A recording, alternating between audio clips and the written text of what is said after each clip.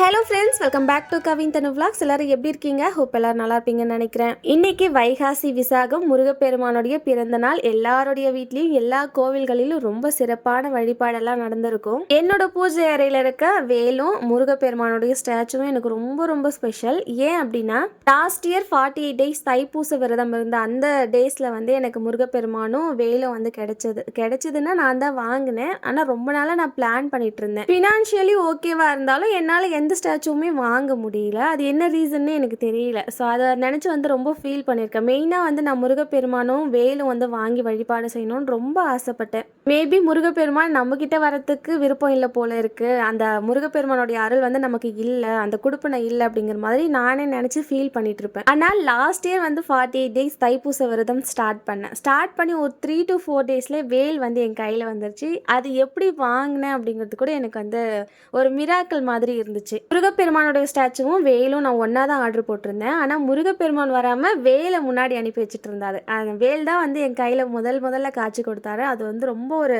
பிளஸ்டான ஒரு ஃபீலிங் அப்படின்னு கூட சொல்லலாம். அதுக்கப்புறம் ஒரு 2 டேஸ்லேயே முருகப்பெருமானும் வீட்டுக்கு வந்துட்டாங்க. ஸோ அந்த ஒரு மூமெண்ட் இருக்கு இல்லையா, அது வந்து என்னோட ஹோல் லைஃப்லேயே இல்லாத ஒரு ஹாப்பினஸ் அப்படின்னு தான் சொல்லணும். ஸ்டாச்சு வாங்குறது ஒரு சாதாரண விஷயம் தானே, இதை ஏன் இவ்வளோ எக்ஸைட்மெண்ட்டாக ரொம்ப ஹாப்பினஸோடு நான் ஷேர் பண்ணுறேன் அப்படின்னு சொல்லி ஒரு சிலர் கேட்பீங்க.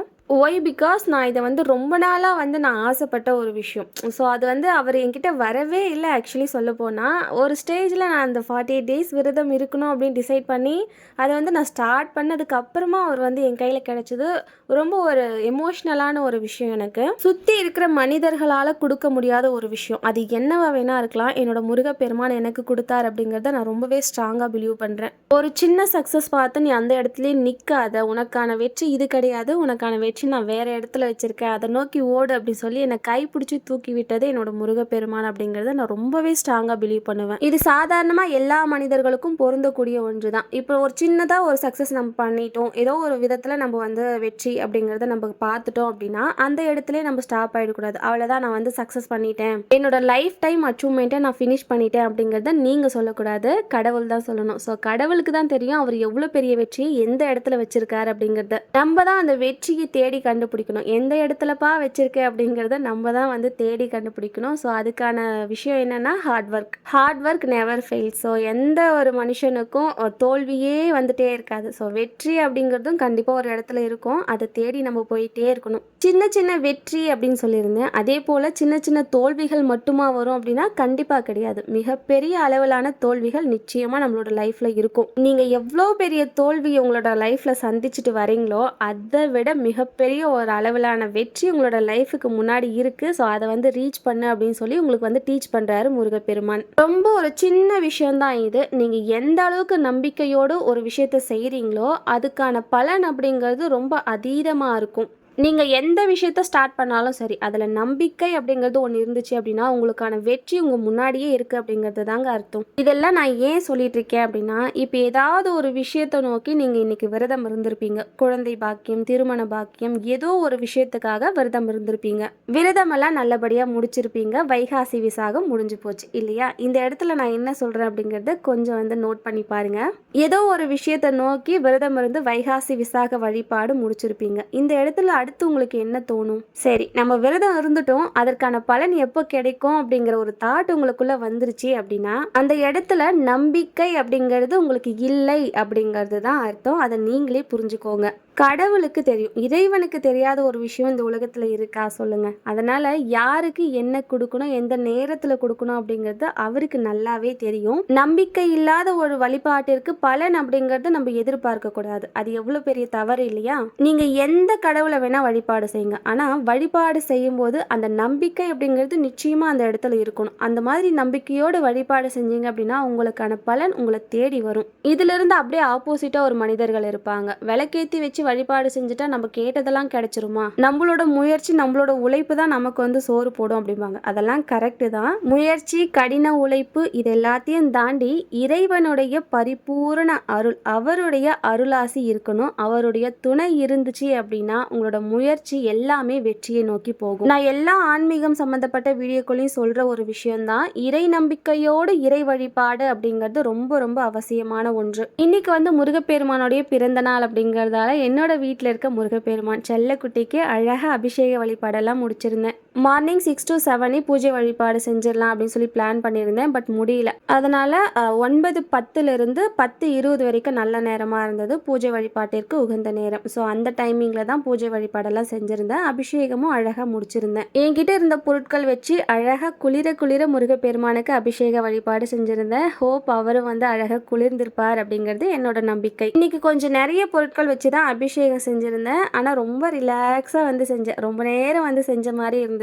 நைவேத்தியமா இன்னைக்கு சக்கரை பொங்கல் செஞ்சிருந்தேன். அதோட கற்கண்டு, டேட்ஸ், அதுக்கப்புறம் எங்க ஊர் சைடெல்லாம் முருகப்பெருமானுக்கு வழிபாடு செய்யறோம் அப்படின்னா இந்த துத்து மாவு அப்படின்னு சொல்லி பொட்டுக்கடலையில ஒரு ஸ்வீட் மாதிரி ரெடி பண்ணுவாங்க. இது ஒன்றும் இல்லை, பொட்டுக்கடலை, சுகர், அதுக்கப்புறம் ஒரு 2-3 ஏலக்காய் போட்டு நல்லா மிக்சியில் அடிச்சு அதை வந்து நெய்வேத்தியமா வைப்பாங்க. அதுக்கப்புறம் வெற்றிலை பாக்கு, வீட்டில் மாம்பழம் இருந்தது, அதையும் நெய்வேத்தியத்துக்காக வச்சிருந்தேன். இன்னைக்கு வந்து வெற்றிலை தீபம் நான் ஏற்றல. ஸோ நாளைக்கு வந்து செவ்வாய்க்கிழமை அப்படிங்கிறதால நாளைக்கு ஹோரை டைம்ல வெற்றிலை தீபம் ஏற்றிக்கலாம் அப்படின்னு சொல்லி விட்டுட்டேன். முருகப்பெருமானுக்கு வஸ்திரம் சாத்துறதை பற்றி நிறைய பேர் கேட்டுட்டு இருக்கீங்க. நான் தனியாக ஒரு விளாகே கொடுத்துருக்கேன். ஸோ அந்த வீடியோ வந்து செக் பண்ணி பாருங்க, கீழே டிஸ்கிரிப்ஷனில் கொடுக்குறேன். மற்ற விக்கிரகங்களை காட்டிலும் முருகப்பெருமானுக்கு வஸ்திரம் சாத்துறது ரொம்ப சிம்பிள் மெத்தடில் ட்ரேப் பண்ணிடலாம். ஸோ விக்கிரக வழிபாடு செய்கிறீங்க அப்படின்னா வஸ்திரம் அப்படிங்கிறது நிச்சயமாக இருக்கணும். ஸோ அதை வந்து கண்டினியூ பண்ணிக்கோங்க. நிறைய பேர் வந்து நீங்கள் ரெடிமேடாக வஸ்திரம் வாங்குறீங்களா அப்படின்னு கேட்குறீங்க.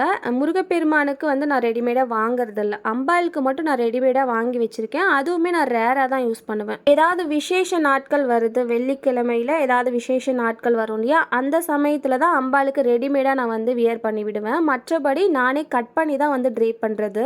அம்பாளுக்கும் நான் எப்படி ட்ரேப் பண்றேன் அப்படிங்கறத தனியா ஒரு விளாகா நான் கொடுக்குறேன். அதை வந்து ட்ரை பண்றேன், கொஞ்சம் சீக்கிரமாவே நான் கொடுத்துடுறேன். அம்பாளுக்கு ட்ரேப் பண்றது ரொம்ப சிம்பிள் தான். அதுக்கப்புறம் இந்த ஸ்டாச்சு பத்தி நான் ஒரு ஷார்ட்ஸ் போட்டிருந்தேன். ஸோ அதுல வந்து 2-3 பேர் சொல்லியிருக்கீங்க இந்த காசுக்கு வந்து ஐம்பொன் ஸ்டாச்சுவே வாங்கிடலாம் அப்படிங்கிற மாதிரி. ஐம்பொன் ஸ்டாச்சு கண்டிப்பா இந்த காஸ்ட்டுக்கு நீங்கள் வாங்கிக்கலாம், அதில் எந்த பிரச்சனையும் இல்லை. ஆனால் சைஸ் அப்படின்னு பார்த்தீங்கன்னா ரொம்ப குட்டியாக தான் ஐம்பொன் ஸ்டாச்சு இந்த காஸ்ட்டுக்கு கிடைக்கும். என்கிட்டயும் வந்து வராகி அம்பாளுடைய குட்டி ஸ்டாச்சு, ஐம்பொன் ஸ்டாச்சு தான் அது. அக்கா வந்து எனக்கு கிஃப்ட் பண்ணாங்க.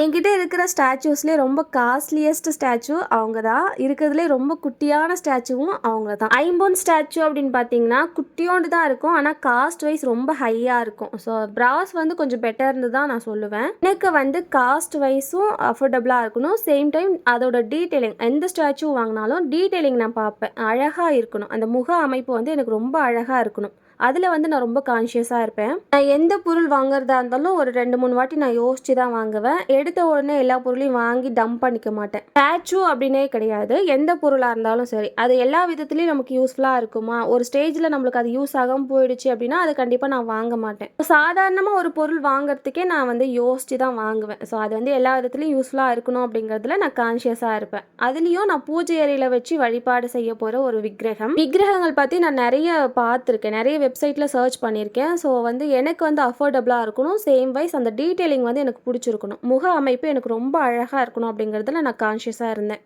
ஸோ அந்த மாதிரி நான் சர்ச் பண்ணிட்டு இருக்கும்போது ராமா மெட்டல்ஸ் அப்படின்னு சொல்லிட்டு முருகப்பெருமானுடைய ஸ்டாச்சு என் கண்ணில் பட்டுச்சு. ஸோ ஃபஸ்ட் டைம் வாங்கும்போது எனக்குமே பயமாக இருந்தது. அந்த முக அமைப்பு எப்படி இருக்குமோ, டீட்டெயிலிங் எல்லாம் நல்லா இருக்காதோ அப்படிங்கிறத ஒரு பயம் இருந்தது.